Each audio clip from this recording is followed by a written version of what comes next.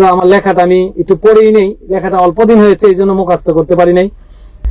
আসলের মিল নেই, নকলের বাহার। আমি অবহেলিত নিষ্পেষিত বাঙালি একজন মানুষ, হারুন রশিদ সাগর, প্রতিষ্ঠাতা সভাপতি মায়েরাচল সাহিত্য সামাজিক মৈত্রী পরিষদ। পৃথিবীতে মানুষ বেড়েছে কিন্তু সৎ মানুষ বাড়েনি।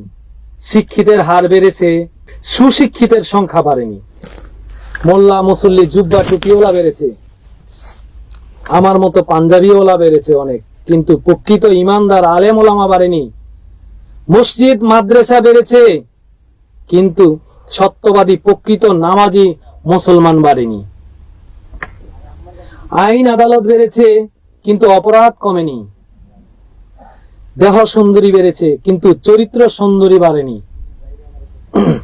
নেতা নেত্রী বেড়েছে ঠিকই, কিন্তু নীতিবান নেতার সংখ্যা বাড়েনি। শিল্পীর সংখ্যা বেড়েছে কিন্তু গুণী শিল্পী বাড়েনি।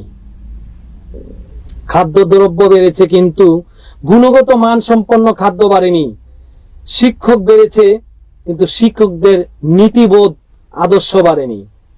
লেখক সাংবাদিক সম্পাদক বেড়েছে কিন্তু প্রকৃত সত্য ঘটনা রহস্য এখনো উদ্ঘাটন করার জন্য সৎ সাহস মন মানসিকতা সৃষ্টি হয়নি। নামি দামি বিখ্যাত সমাজ সেবক সমাজপতি মানবাধিকার কর্মী বেড়েছে কিন্তু আশেপাশের সামাজিক কর্মের লোক এখনো ভালোভাবে খুঁজে পাওয়া যায় না।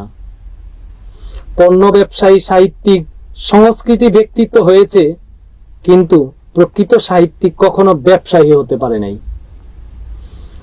উচিত কথা সত্যবাদী লোক পাওয়া যায় অনেককেই, কিন্তু নিঃস্বার্থে সুবিচারক পাওয়া যায় কয়জন বলেন? নামি দামি মোল্লা মুসল্লি পরেজগার আমলি পাওয়া গেছে অনেক, কিন্তু কথার কাজে মিল ব্যক্তি মিলেনি একজনও। কয়জন পাওয়া গেছে বলুন? আল্লাহ বলেছেন, সৃষ্টিকে নিয়ে ভাবো, স্রষ্টাকে নিয়ে নয়। স্রষ্টাকে নিয়ে ভাবলে তোমার ঈমান নাই ঠিক রয়। তারপরেও কি আমরা ভাবছি? তারপরেও কিন্তু আমরা ভাবছি না কোনটা ঠিক, কোনটা কিসে ঠিক রয়, কোনটা কিসে মনুষ্যত্ব কয়, সেটাই আমরা এখন পর্যন্ত বুঝতে পারিনি। তাহলে বলুন, আমাদের কোনটা কিসে ঠিক রয়?